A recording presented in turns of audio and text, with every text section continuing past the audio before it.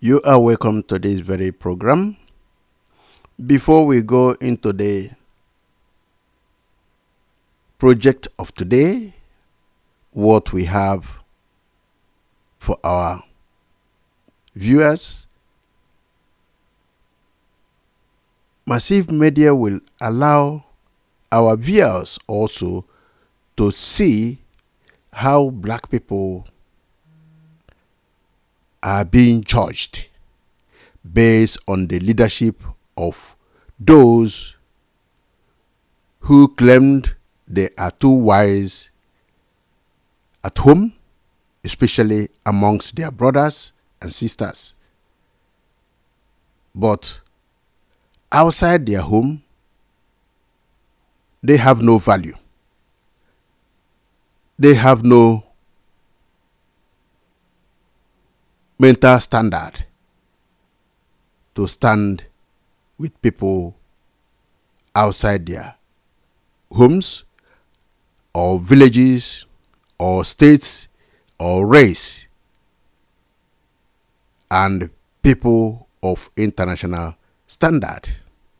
They are being judged by Asians, Americans, Europeans, and even the Middle East. They judge them based on the capacity, what they display mentally, and their psychic. But they are too powerful at home. They employ every services available to the government to deal with their own people, but cannot stand firm at a national level to defend why they are sent to various national assemblies and the leadership which they claim they are. We will listen to the sister, and after which we will go into our program today. Let us see. Hear directly from her. To our anonymous supporters, to all of you, my esteemed subscribers, you are loved, celebrated, and a Chinese man said, "Black people are the most stupidest people to walk on the face of the earth." And you're gonna see why he said so, and we will elaborate more. Now, it's been up here. I keep saying these things. Oh, when it comes to ourselves and how we relate with each other, we are wise. You get that? Now, when it comes to ourselves, as the African people, as the melanated people, okay, when it comes to ourselves and how we relate with one another, we are very wise. We are very wise and smart when we are dealing with each other. We are wise and smart. Just look at any melanated community around the world. When they are dealing with themselves, they are very wise. They are very smart when it comes to dealing with their brothers and sisters. But when it comes to dealing with another color, they are stupid. No, it's not just my own just me analyzing this like this. Just sit down and look at it. From ages past, look at how we were overthrown. Why do you think we were easily taken out? Because we are so smart and wise with ourselves, but we are stupid to other people, to other race. I'm not saying we should be wicked to any race. I'm not saying we should be heartless to anybody. But I want us to begin that charity we are giving outside. Let's start that charity within us. The love we claim we are giving to outsiders, let's start showing that love amongst ourselves at home.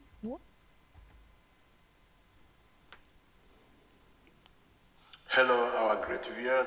We welcome you to another episode of our program. In today's program, we are not narrating the history of Igbo as ethnic nation in southern Nigeria, the legend of Nigerian politics, but to show how many factors like hereditary, psych, genetic admixture, genetic and political mutations and the social, including environmental factors, are dislodging the unity and the development of Igbo nation, including its political power, and the other parts of southeastern region called Biafra. However, we can recap that the Portuguese were the first European to have contact with the Igbo people in the 15th century. The generation stood fast to accommodate and carried out their businesses. Unfortunately, this time there was little trade between the Europeans and the Igbo people, except for the slave trade business. Well, the declaration of the Berlin Conference of 1885 opened more routes between the British and the people of Igbo nation and other Eastern region businessmen and women. Despite all the militating factors, the Igbos survived and built businesses and political powers during British rule in Niger Coast Protectorate between 1885 to 1914. That was about 29 years of interaction with the people of Niger Coast Protectorate, for which Igbo nation was among them. And again, between 1914 to 1963, about 49 years again of interaction before Nigeria became a republic in 1963. Please do not forget to share this very program. We are dealing with the history of Igbo's degeneration from the leading political figures to evolution of DNA mutated, confused, and house-made Igbo politicians. Today, Igbo at the age of political mutation and houseboys politics. Igbos are now playing the houseboys politics, taking instructions from other ethnic politicians and be acting strongly at the local level against their own people. This means that this generation of politicians in Igbo land are politicians that are strong at home and weak outside their homes. When they interact with other politicians from other nationalities, they become houseboys, they become yes members, and they come back with joy to execute the programs of other ethnic fellow politicians in their own home towns and villages. We will continue. This master houseboys political nature of Igbo politicians is strange in Igbo land. When we look at the politics of Nigeria between 1922 to 1963, Igbo politicians were the leading figures in Nigerian politics. Such names like Dr. Nnamdi Azikiwe, Honorable Eyo Eta of Cross River State, Honorable Jaja Nwachukwu, Honorable Dennis Osadebe, Honorable Chief Mbonu Ezike, to mention but a few. These men played politics at national and local level. At the national level, they were decision makers, they were not houseboys, they were not being told what to do, and they returned back to kill their people, to punish their people in order to satisfy their opponents. Rather, they played a high-level powered politics, and they were respected for their opinion, suggestions, and the contributions to the national development of Nigeria then. This means that the Igbos were not obviously silent during British manipulations to control Niger Coast businesses, as well as fight for Nigerian independence. They were privy to changes that stabilized Nigeria as a nation. Unfortunately, the criminal Nigerian Biafran War, orchestrated by British-sponsored Nzogu coup of 1966, under the leadership of pipe-smoking Harold Wilson, the Prime Minister of Britain, to make late Awolowo the Prime Minister of Nigeria because of the political infight brought about by the manipulation of 1965 election in Western region. The government of Prime Minister Tafawa Abubakar Balewa took the opportunity of federal might to destabilize the Western region and caused a lot of political confusion in the country.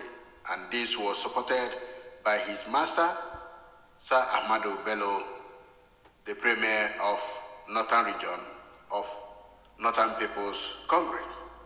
However, the coup was frustrated by Igbo military officers such as Colonel Odweku Ojukwu, who was in Kanu, Colonel Madebo, and eventually General Aguiyi Ironsi ended up in taking over the power as the new military head of state.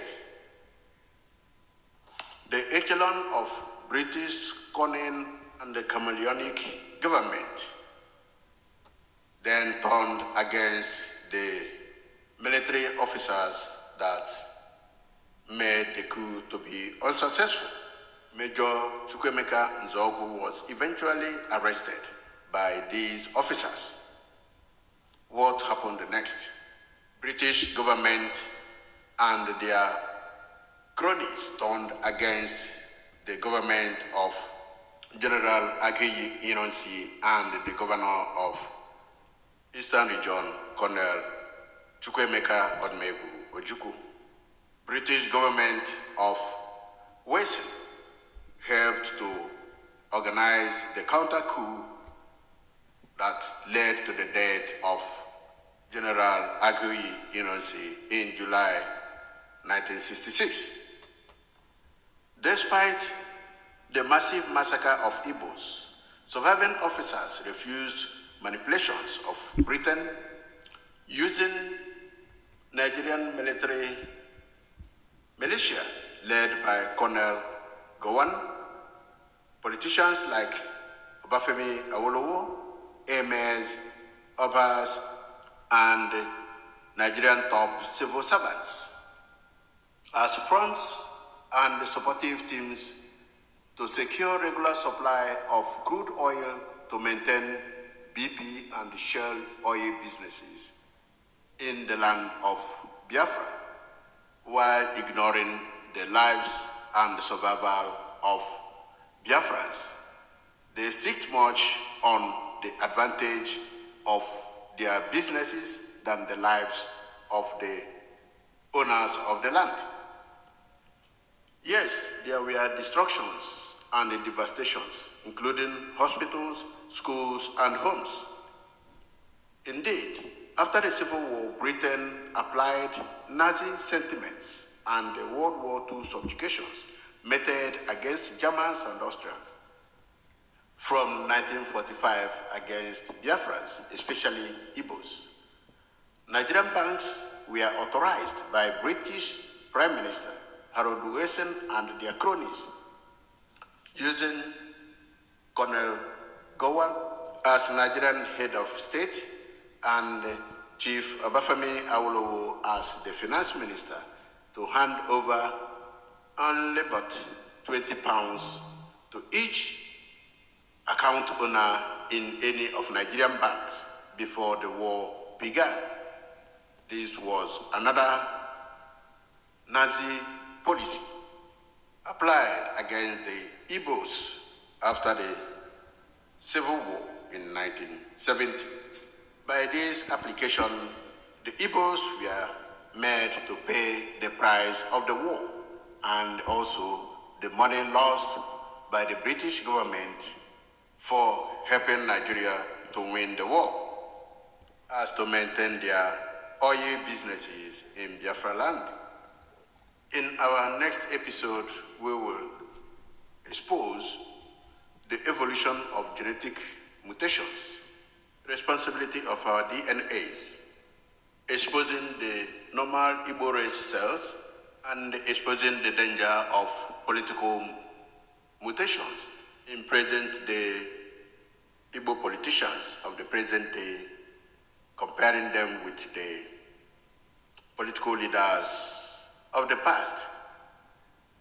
Finally, we will look at the genetic admixture that is responsible for most of the problems in Igbo political sphere and Igbo nation.